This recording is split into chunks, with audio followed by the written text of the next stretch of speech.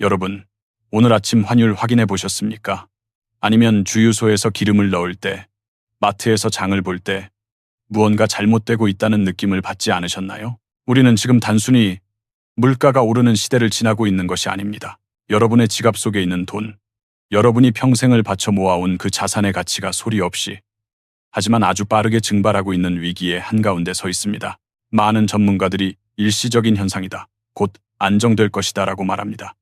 뉴스에서는 수출이 잘 되고 있다고 하고 정부는 경제 펀더멘털이 튼튼하다고 안심시킵니다. 하지만 정말 그럴까요? 만약 그것이 사실이라면 왜 외국인 투자자들은 한국 주식시장을 떠나고 있을까요? 왜 스마트한 자산가들은 조용히 원화를 팔고 달러를 사들이고 있을까요? 그들은 여러분이 모르는 무언가를 알고 있습니다. 아니, 어쩌면 여러분도 본능적으로 느끼고 있지만 애써 외면하고 싶었던 그 불편한 진실 말입니다. 오늘 제가 여러분께 드릴 말씀은 단순히 투자를 잘하자는 이야기가 아닙니다.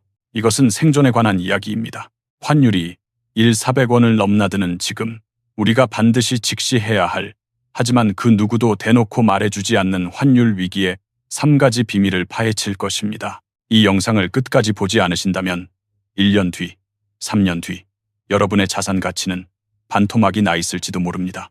반대로 오늘 이 진실을 마주하고 대비하신다면 남들이 공포에 떨 때 여러분은 평생의 부를 축적할 기회를 잡게 될 것입니다. 지금부터 불편하지만 반드시 알아야 할 진실을 공개합니다. 지금 한국 사회를 관통하는 가장 큰 불안은 무엇일까요? 부동산 폭락, 주식시장의 침체. 맞습니다. 하지만 이 모든 현상의 기저에 흐르는 더 근본적인 문제는 바로 돈의 가치 하락입니다. 여러분은 열심히 일하고 저축하고 아껴 썼습니다. 잘못한 것이 하나도 없습니다. 그런데 왜 삶은 점점 더 팍팍해질까요? 왜 월급은 그대로인 것 같은데 점심값은 1만 원을 훌쩍 넘기고 사과 한 알 사 먹기가 두려워졌을까요? 우리는 흔히 이것을 단순히 인플레이션이라고 부르지만 한국인이 겪고 있는 문제는 조금 더 복잡하고 심각합니다. 바로 우리가 가진 돈, 원화의 힘이 약해지고 있다는 사실입니다. 과거에는 환율이 오르면 수출 기업이 돈을 많이 벌고 그 돈이 국내로 들어와 경제를 살린다는 낙수 효과가 통했습니다. 그래서 고환율이 무조건 나쁜 것만은 아니라고 배웠습니다. 하지만 지금은 상황이 완전히 달라졌습니다. 환율이 올라도 수출 경합도가 높은 중국 때문에 이익은 늘지 않고 오히려 수입 원자재 가격 상승으로 인해 국내 물가만 폭등하는 악순환에 빠져 있습니다. 많은 분들이 저에게 묻습니다.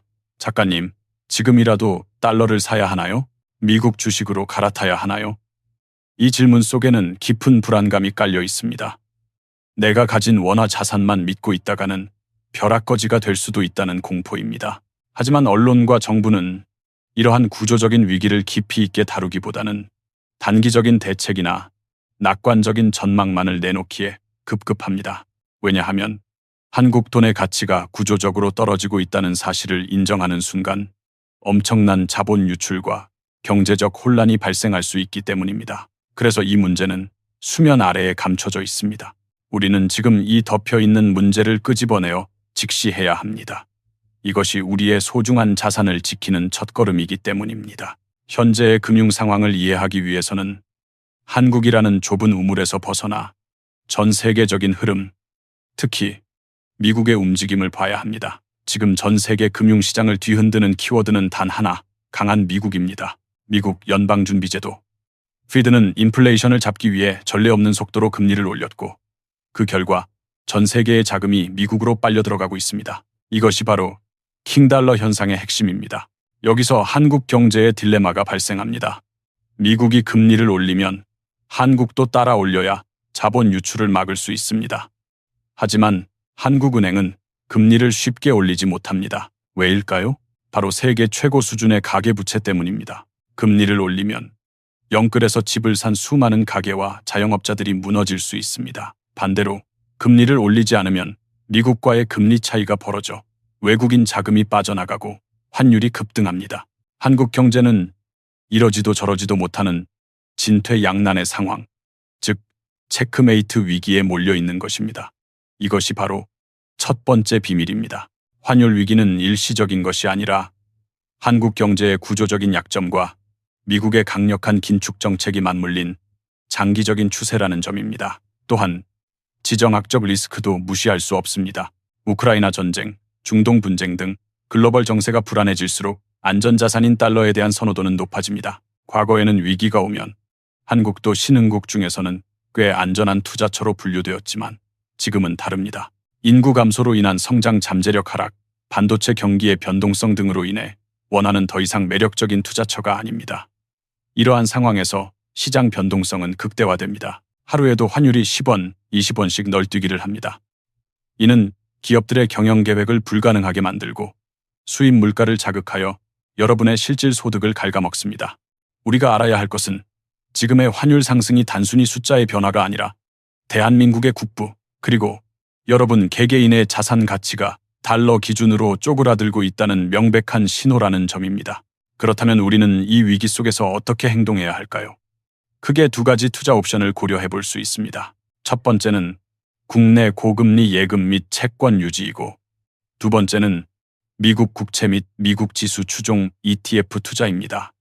이 두 가지를 냉정하게 분석해 보겠습니다. 먼저 국내 고금리 예금이나 채권입니다. 안전하고 익숙합니다. 5%대 예금 상품도 찾아볼 수 있습니다. 겉으로 보기에는 자산이 불어나는 것 같습니다. 하지만 여기에는 치명적인 함정이 있습니다. 바로 실질 구매력의 하락입니다.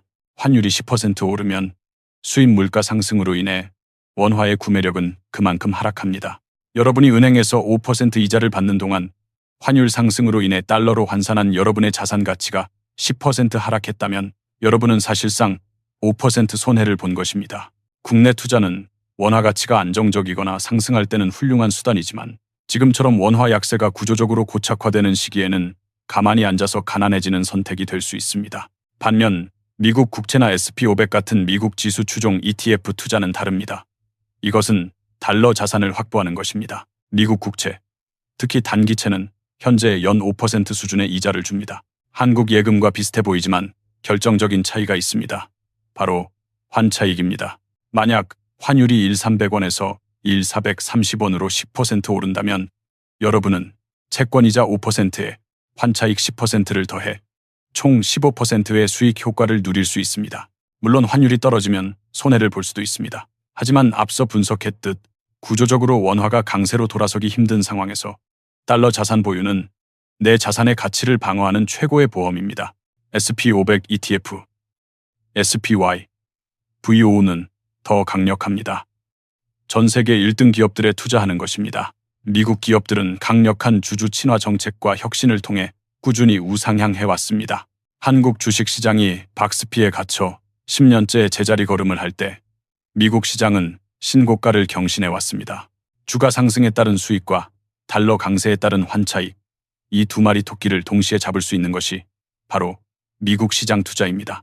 이것은 단순한 투자가 아니라 내 자산을 기축통화라는 안전한 배로 옮겨 타는 행위입니다. 제 주장이 단순히 뇌피셜이 아님을 증명하기 위해 검증된 사실과 데이터를 살펴보겠습니다. 글로벌 금융기관인 JP모건의 Guide to the Markets 보고서를 보면 매우 흥미로운 데이터가 나옵니다. 지난 100년간의 자산군별 수익률을 분석했을 때 주식은 연평균 약 70%의 수익을 냈지만 현금은 인플레이션을 감안할 때 실질적으로 마이너스 수익률을 기록했습니다. 특히 통화 가치가 불안정한 국가의 화폐를 보유하는 것은 장기적으로 자산 삭제와 다름없었습니다. 역사적인 사례를 봅시다. 1997년 IMF 외환위기 당시 환율은 800원대에서 2영원까지 치솟았습니다. 이때 원화만 들고 있던 사람들은 자산 가치가 3분의 1로 토막났습니다. 반면 달러를 가지고 있던 사람들은 가만히 있어도 자산이 3배 가까이 늘어났습니다. 2008년 금융위기 때도 마찬가지였습니다. 환율이 900원에서 600원까지 급등했습니다. 위기의 순간마다 달러는 피난처 역할을 했고 원화는 폭락했습니다. 더 최근의 데이터를 볼까요? 찰스, 슈압 찰스과 같은 대형 투자사들의 연구에 따르면 포트폴리오의 일정 비율 최소 30, 40%를 국제자산, 특히 기축통화 자산에 배분한 투자자가 국내 자산에만 100% 투자한 투자자보다 장기 수익률은 높고 변동성 리스크는 낮았다는 결과가 있습니다. 이는 계란을 한 바구니에 담지 말라는 격언이 단순히 종목 분산이 아니라 통화 분산에 적용되어야 함을 시사합니다. 실제 한국 주식시장 KOSP과 미국 주식시장 S&P500의 지난 10년 성적표를 비교해보면 더욱 처참합니다. 2013년부터 2023년까지 코스피가 약 30% 오르는 동안 SP500은 약 170% 상승했습니다. 여기에 환율 상승분까지 감안하면 그 격차는 200% 이상으로 벌어집니다. 이것은 감정이 아닌 팩트입니다. 한국 기업들이 열심히 하지 않아서가 아닙니다. 시장의 규모, 주주 환원 정책, 그리고 통화의 힘 차이에서 오는 구조적인 결과입니다. 이러한 데이터들은 우리가 왜 지금 당장 투자 포트폴리오를 재점검해야 하는지를 명확하게 보여줍니다. 물론 해외 투자에는 반드시 고려해야 할 비용과 세금 문제가 있습니다. 이 부분을 간과하면 수익의 상당 부분을 잃을 수 있습니다. 가장 중요한 것은 양도소득세입니다. 한국 주식은 대주주가 아닌 이상 매매 차익에 대한 세금이 거의 없지만 현재 기준 미국 주식이나 해외 ETF는 연간 250만 원의 기본 공제를 제외한 나머지 수익에 대해 22%의 양도소득세를 내야 합니다. 22%나 떼가면 남는 게 없지 않냐 라고 반문하실 수 있습니다. 하지만 계산기를 두드려 봅시다.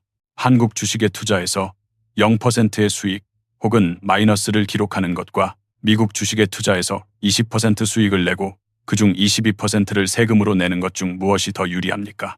세금은 수익이 났을 때만 내는 것입니다. 수익 없는 비과세보다 세금 내는 수익이 100번 낫습니다. 또한 환전 수수료와 거래 수수료도 있습니다. 하지만 최근 증권사들이 경쟁적으로 수수료이나 이벤트를 하고 있어 환전 수수료는 90% 이상 우대받을 수 있고 거래 수수료도 0.07% 수준으로 매우 낮아졌습니다. 이는 전체 수익률에 큰 영향을 미치지 않는 수준입니다. 오히려 우리가 주목해야 할 진짜 비용은 따로 있습니다. 바로 기회비용과 인플레이션 세금입니다.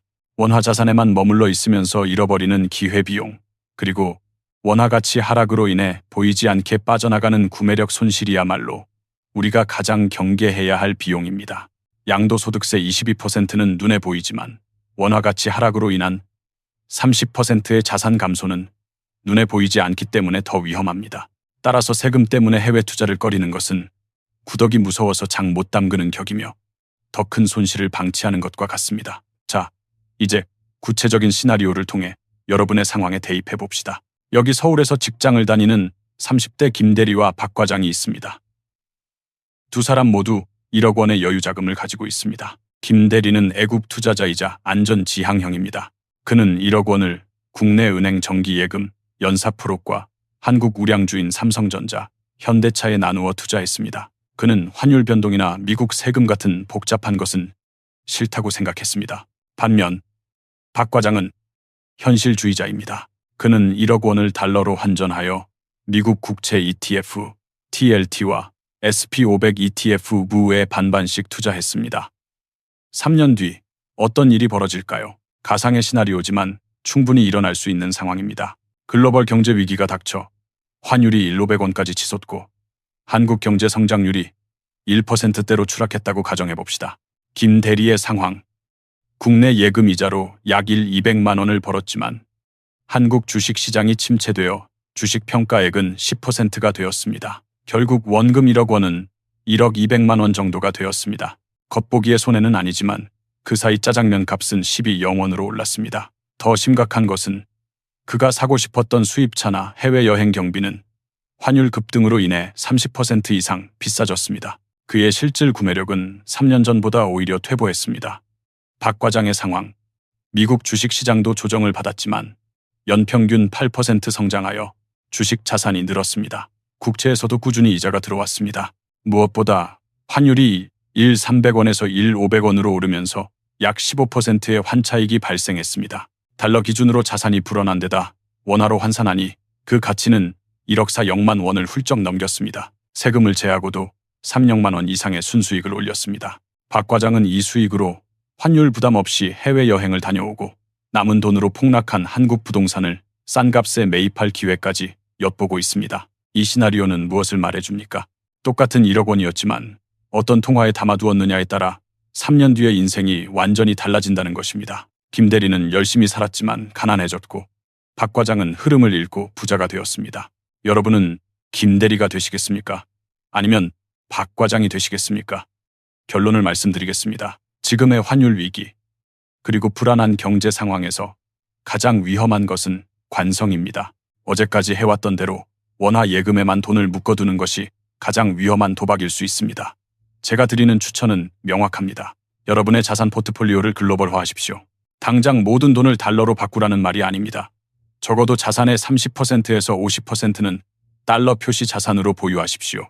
이것은 수익을 위한 공격적인 투자가 아니라 원화 가치 하락에 대비한 필수적인 방어막입니다. SP500 ETF를 적립식으로 모아가거나 미국 단기 국채를 파킹 통장처럼 활용하십시오. 환율이 떨어지면 싸게 달러를 살 기회로 삼고 환율이 오르면 자산 가치 상승을 즐기십시오. 어떤 상황에서도 흔들리지 않는 자산의 사계절 포트폴리오를 구축해야 합니다. 부자는 위기 때 탄생합니다. 남들이 환율 때문에 곡소리를 낼 때 미리 준비된 여러분은 그 위기를 기회로 바꿀 수 있습니다. 지금 당장 증권사 앱을 켜고 환전하는 법부터 익히십시오. 작은 행동 하나가 여러분의 10년 뒤를 결정합니다. 오늘 영상이 여러분의 자산을 지키는데 조금이나마 도움이 되었기를 바랍니다. 환율 위기는 아는 사람에게는 기회이고 모르는 사람에게는 재앙입니다. 오늘 제가 말씀드린 3가지 비밀, 즉 구조적인 원화 약세, 달러 자산의 필요성, 그리고 실행의 중요성을 꼭 기억해 주십시오. 이 정보가 유익하셨다면 구독과 좋아요를 눌러주시고 주변의 소중한 분들에게도 이 영상을 공유해 주세요. 여러분의 작은 관심이 더 좋은 콘텐츠를 만드는데 큰 힘이 됩니다. 또한 궁금한 점이나 여러분만의 환율 대처법이 있다면 댓글로 남겨주세요. 함께 토론하며 부의 길을 찾아갑시다. 시청해 주셔서 감사합니다. 저는 다음 영상에서 더 깊이 있고 날카로운 분석으로 여러분의 통장을 살찌울 정보를 가지고 돌아오겠습니다. 그때까지 여러분의 소중한 자산 똑똑하게 지키시길 바랍니다. 감사합니다.